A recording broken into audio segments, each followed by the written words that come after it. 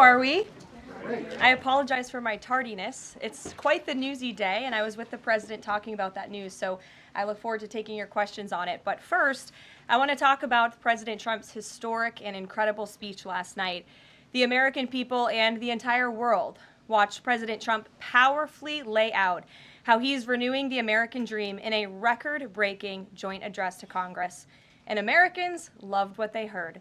According to a CBS YouGov survey, an overwhelming 76% of those watching approved of President Trump's speech last night. The president spoke about how he's taken more than 400 executive actions on his key promises. The expectations were high, and President Trump is exceeding them. According to brand new polling from the Daily Mail, President Trump has never been more popular as his approval ratings are reaching historic highs. More Americans believe America is headed in the right direction than the wrong direction. Everyday Americans love this president because he tells it like it is, no matter what, and he did that last night. President Trump level set with the American people on the economy and exposed how badly Joe Biden screwed it up by causing the worst inflation crisis in 4 decades. President Trump was honest about where we are while making clear that help is on the way. As the president declared last night, he will make America affordable again. Last night, you also saw who motivates the president to work so hard. Everyday Americans, who President Trump shined a spotlight on last night in his speech. From Mark Fogel, who President Trump was finally able to reunite with his family and his beautiful 95-year-old mother after being detained in Russia, to Peyton McNabb, whose heart-wrenching story motivated President Trump to end men in women's sports, and to Allison and Lauren Phillips, the mother and sister of Laken Riley, who President Trump honored by signing the Laken Riley Act to ensure her name will live on forever.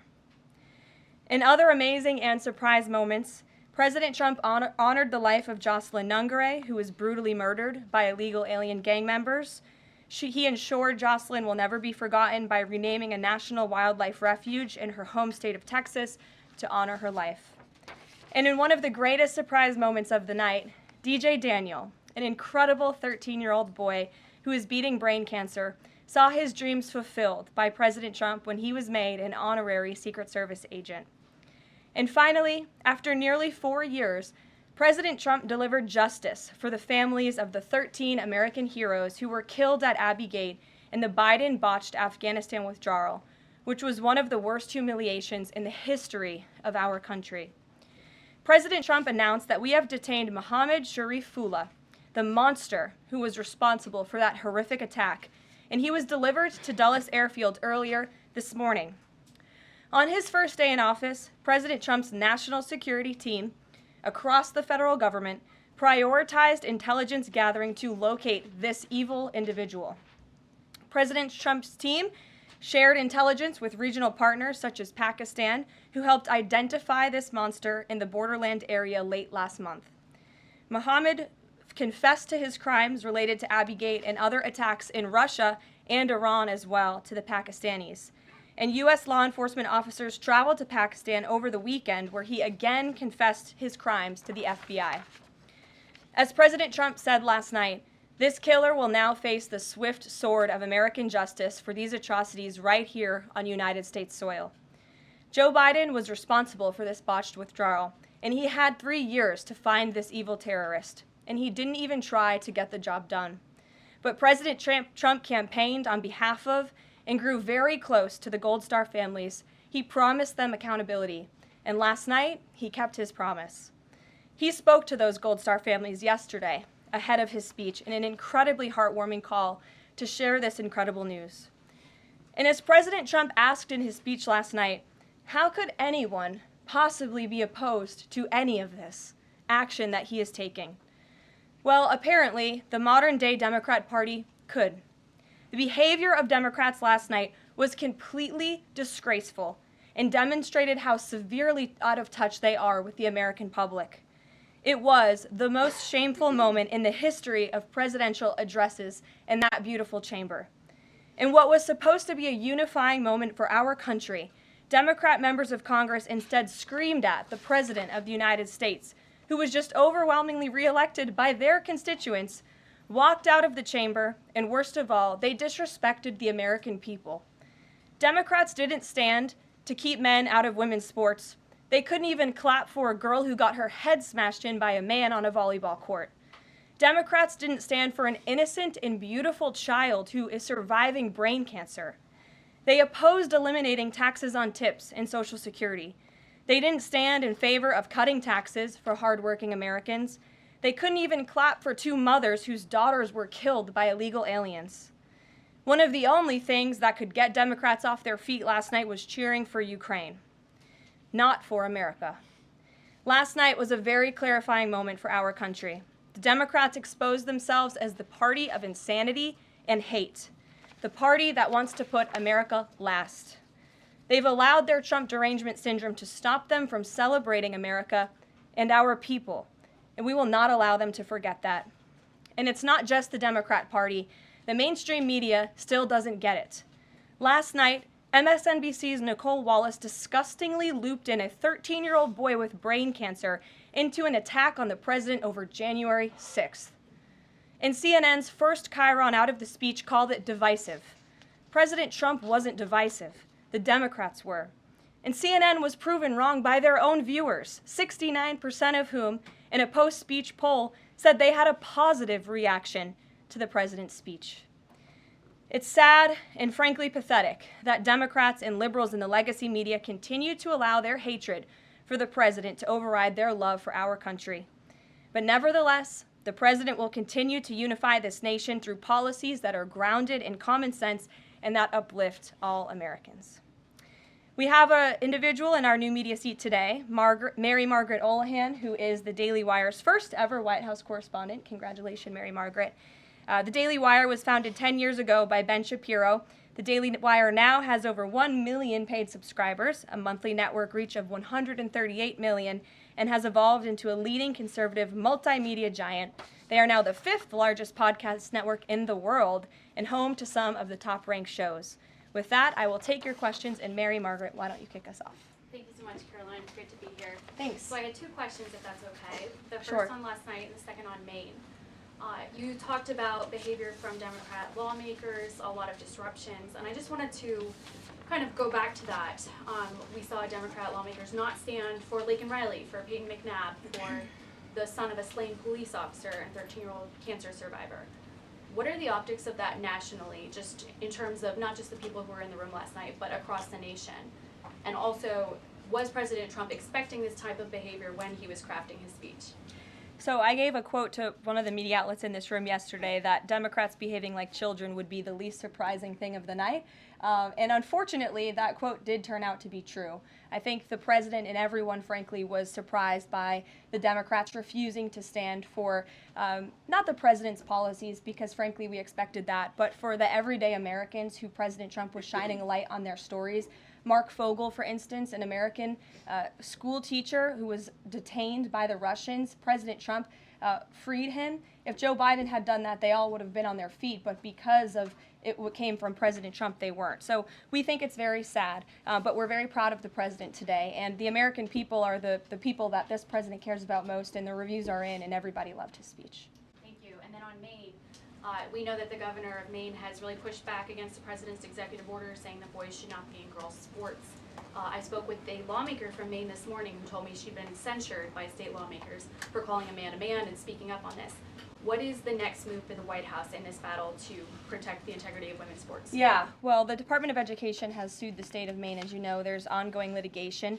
The president has made a commitment to ensure that states are being held accountable if they continue to allow men in women's sports, which he believes is an egregious violation of taxpayer dollars. And so that fight continues, and the president won't back down. Again, this is a common sense policy. 80% of the American people, including more than 60% of Democrats, do not want men in women's sports. So the president will stand by this commitment. Thank you. Gabe, good to see you in here. Good to see you, Caroline. A couple questions. One, can you confirm that the president held talks with the big 3 automakers today, speaking about potentially delaying tariffs? I can confirm, and I'm glad that you asked, because the president sent me out here with a statement directly from him on this. I saw it was reported earlier today by Bloomberg News, and he wanted me to share this with all of you. We spoke with the big three auto dealers. We are going to give a 1-month exemption on any autos coming through USMCA. Reciprocal tariffs will still go into effect on April 2nd, but at the request of the companies associated with USMCA, the president is giving them an exemption for 1 month so they are not at an economic disadvantage. So the three companies that he spoke to are Stellantis, Ford, and General Motors. They requested the call, they made the ask, and the president is happy to do it. It's a 1-month exemption. And the president just posted on social media that he had spoken with Prime Minister Trudeau. He says he's not satisfied with what the Prime Minister has said when it comes to fentanyl, but less than 1%, as you know, less than 1% of the fentanyl seized last year was in the northern border. What else does Canada need to do? Well, the president did just put out a statement on his call with the governor, Justin Trudeau, as he calls him, of Canada. And he said that he was not pleased, as you said. He said it's not good enough. He told Prime Minister Justin Trudeau that directly. The call ended in a somewhat friendly manner, as the president said, but he's not going to stop standing up for the American people. And to answer your question directly when it comes to fentanyl, for the last 4 years, unfortunately, our neighbors to the north and the south, Canada and Mexico respectively, have allowed America to be a dumping ground, not just for illegal aliens, but for illegal, poisonous, deadly fentanyl, which is now the #1 killer of young people in this country aged 18 to 34.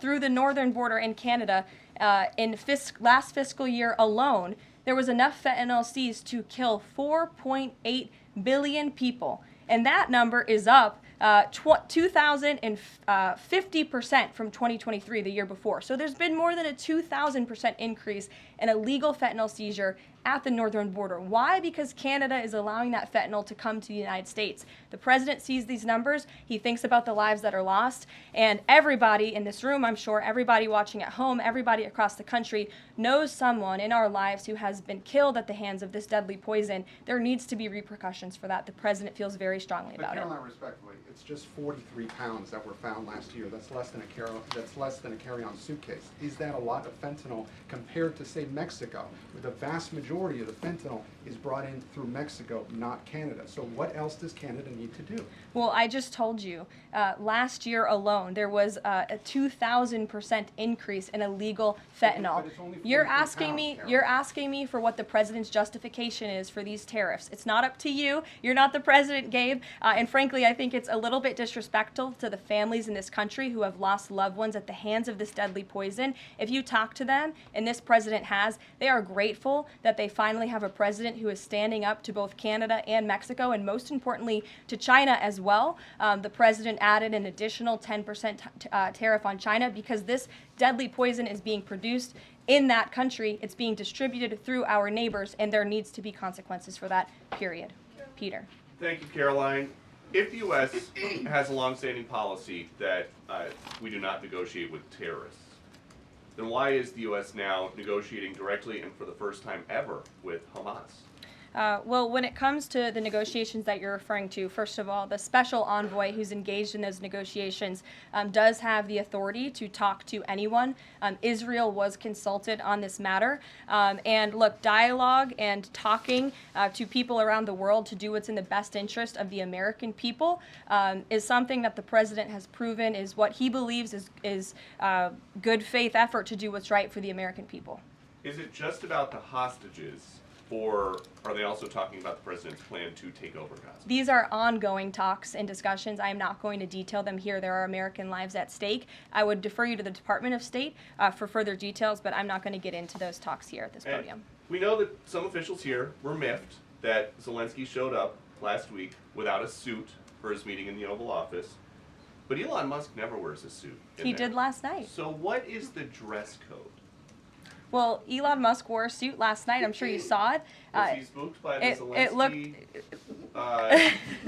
getting kicked out? No, I don't think so. I'm just pointing out that he did wear a suit last night, and I think the president liked that very much, and he looked great. Speaking of the president, he just passed me a note while I'm standing here. He wanted me to hold this up. This is the poll that I cited, the CBS YouGov poll that shows that 76% of those who watched the president's speech last night approved of his speech. And so it goes to my earlier point that I made in my monologue about how incredibly sad it is that we have a modern day Democrat Party who is so severely out of touch with the American public.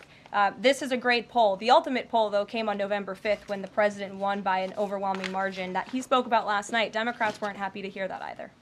Ouija. Thank you, Caroline. Back on tariffs, last night President Trump said there will be a little disturbance, but we're okay with that.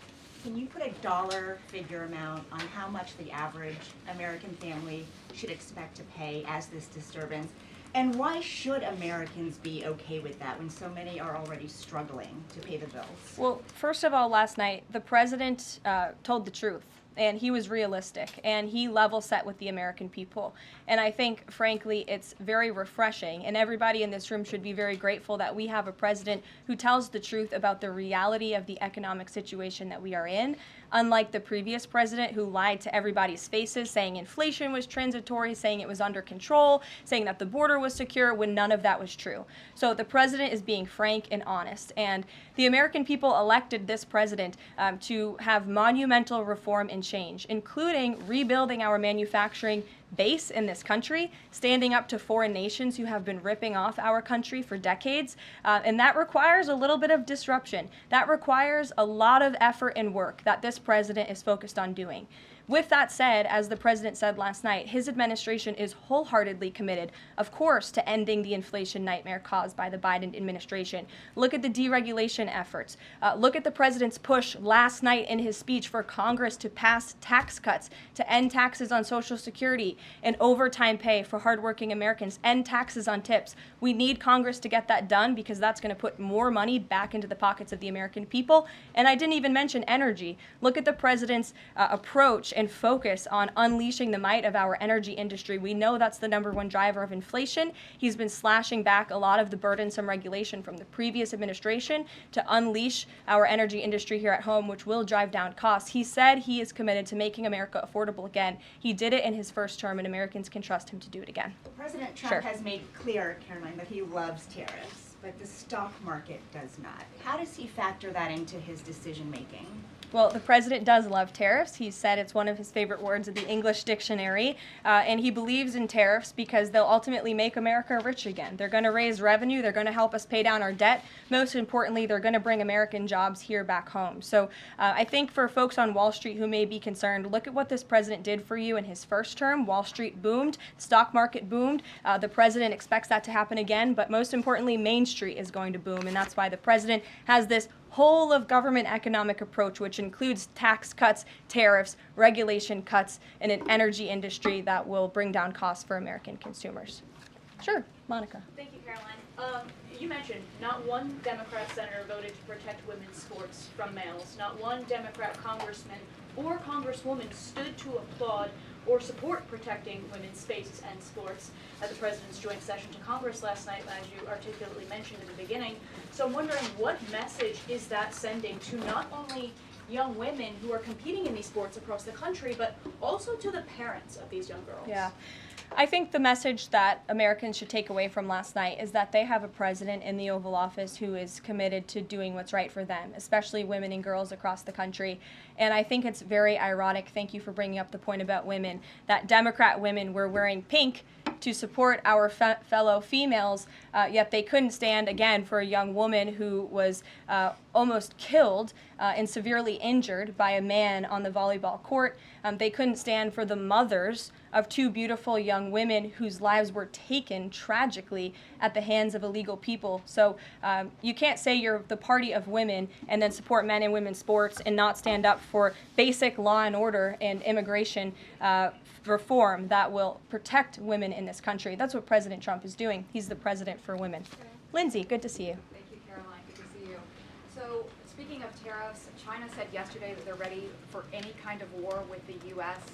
Because of these tariffs that have been placed on them. And a Chinese spokesperson also said that the tariffs would not lead to a resolution of U.S. concerns about fentanyl originating in China. Can you speak to how the administration is planning on responding to that? Well, I think Secretary Hegseth has responded to that this morning. He said that America will always be prepared to defend itself, especially under the leadership of this president in the Oval Office. And that certainly remains true. Again, when it comes to tariffs, the president has been very tough on China, not just now with 20% and more with the reciprocal tariffs that will hit on April 2nd. But look at what he did in his first term. There were billions of dollars worth of tariffs that he implemented on China. And it's quite telling that the previous administration did not rescind those tariffs because they realized the value that they had in not only deterring China, but also raising revenue here in the United States. Rachel. Thanks, Caroline. Just a quick follow-up, two quick follow-ups on tariffs. The president mentioned a little disturbance during his remarks yesterday. The CEO of Target says that consumers will likely see prices go up on everything from strawberries to bananas to avocados. How long should Americans expect to pay higher prices? Are we talking a week, a couple of days, a few months?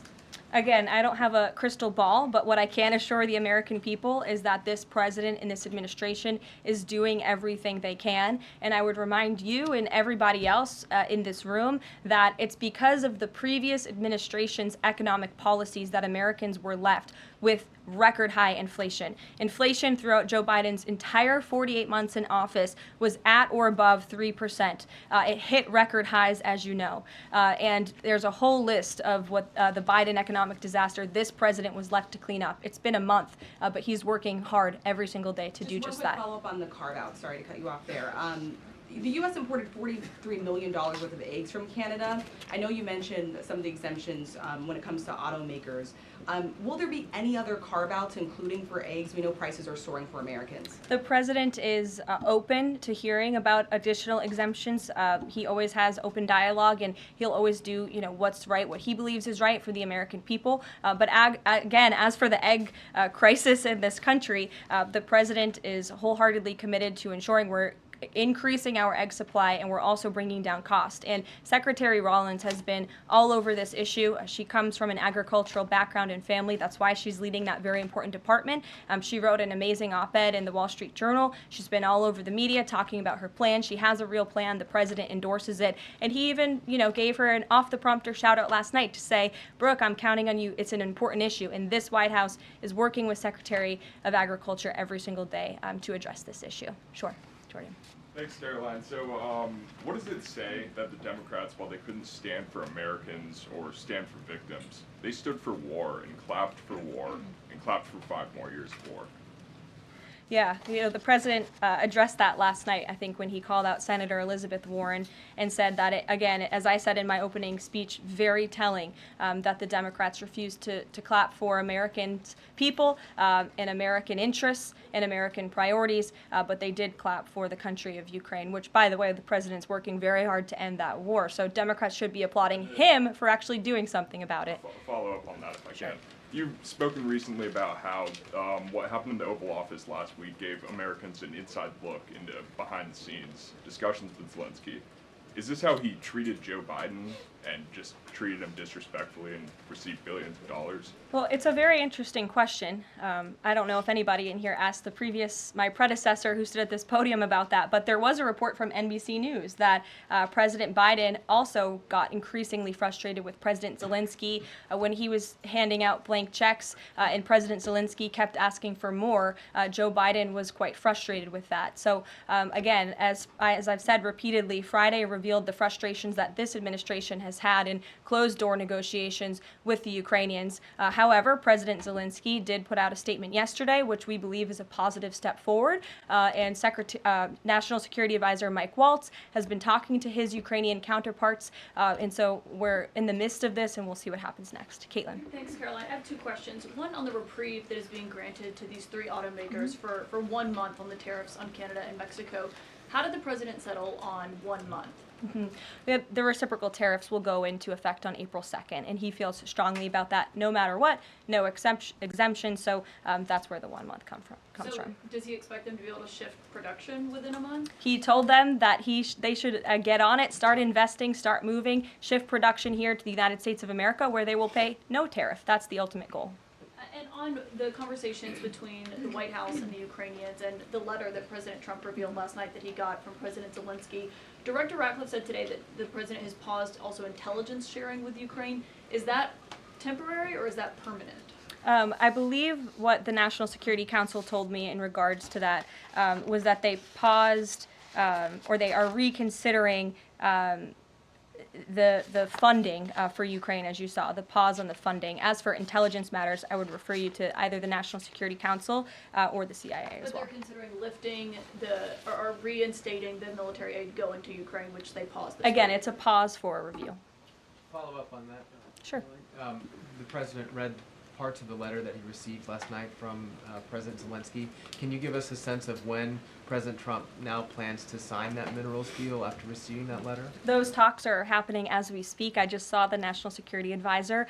He's working very hard on it. I believe he was going into the Oval Office to give the president an update on where this stands. But again, the president is committed to a peace deal. He wants to see this war end. And I think that President Zelensky's message, which he also shared on X as well, is a positive sign in the right direction. The president also said that the United States was reclaiming the Panama Canal. The president of Panama this morning, or at some point today, said that President Trump was lying. Wanted to get your response to that, and also curious if the president had a reason for not specifically mentioning BlackRock last night when he was praising the company that is buying canals or ports around the Panama Canal. Yeah, I'm not sure if Panama has seen what's going on with their own canal, but as you just mentioned, BlackRock is now interested in investing and taking over the two ends of the port, which is very important because the president was very vocal several weeks ago about the need to ensure that China is not controlling the Panama Canal. This is a very important place for the United States of America. We also saw that the Panama Canal lifted fees on our U.S. naval ships that are going in and out of the canal. That's a win for the United States of America, and the president will continue to ensure that the Chinese government, the CCP, cannot be infiltrated in the Western Hemisphere, and certainly not in the Panama Canal, which is a very important place for our country.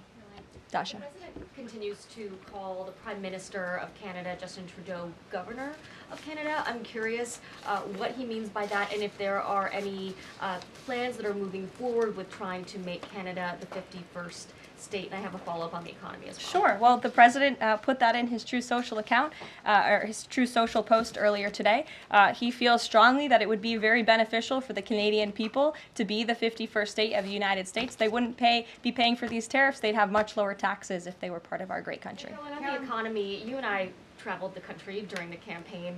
This is an issue that so many voters decided to cast their ballots on, and they voted for President Trump. He has started to have that realistic conversation with the American people, that disturbance comment last night. But I'm curious if you can be real with Americans right now as all of these factors are playing out. Are things potentially going to get worse before they get better? Look, I've now been asked and answered this same question just given to me in different verbiage of 3 different times, and I will answer it again in an effort of transparency to the American people because this is an important issue and the American people, this president understands that it is. And again, that's why in his joint address to Congress last night, he addressed this issue with a realistic and honest approach. He talked about what this administration is doing to unleash American energy and to make America affordable again, and this administration is wholeheartedly committed to doing it. And I would remind the American public that the first-term record of this president speaks volumes. That's why they reelected him, because they know that he can fix our broken economy, and it's very, very broken from the previous administration. Stephen. Thank you, Caroline. I've got 2 questions, one on press access, the other on fentanyl and tariffs. Sure. On press access, your predecessor, Karine Jean-Pierre, who presided over many novel press access restrictions, criticized the recent changes to the press pool made by your office. She said in an interview, quote, what we're looking at is what North Korea is doing. What's your response to that, and can you say anything to allay concerns that unfavorable coverage will be punished in this new press pool system? I think that's the same individual who said from this podium numerous times that the commander-in-chief was mentally and physically up for the job, which we knew was a lie. Many people in this room knew it was a lie. Many of you were admonished for asking questions about that truth. So when it comes to truth and transparency, this administration, this White House is setting the example. This president is taking far more questions than his predecessor, Joe Biden, did on a daily basis, and that will continue. And on fentanyl and tariffs, fentanyl produced largely in China has killed 334,000 Americans over 5 years. According to CDC data, that's about 1 in every 1,000 Americans. President Trump has cited this for applying new tariffs to Canada, Mexico, and China. But in addition to China's talk about being ready for any kind of war, they said yesterday, the foreign ministry said that, quote, the fentanyl issue is a flimsy excuse to raise U.S. tariffs, and, quote, the U.S., not anyone else, is responsible for the fentanyl crisis.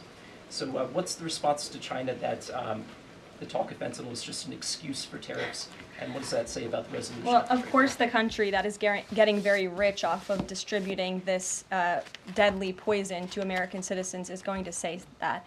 Again, the president knows where the American people stand on this issue. Fentanyl overdoses. Dasha brought up all of us campaigning all across the country. They talked about inflation. They also talked about the border, the illegal immigrants that we're pouring through, but also these deadly drugs. And again, the president keeps in mind those families every single day when he is making these tough decisions. But it's a necessary decision, and he's no longer going to allow the United States of America to be a dumping ground for illegal immigrants and for illegal drugs that are killing our nation's people. This is the #1 leading cause of death in our country, and there needs to be action taken to ensure that cannot continue. Thank you very much, guys. We'll see you later. Thanks, Caroline. Caroline.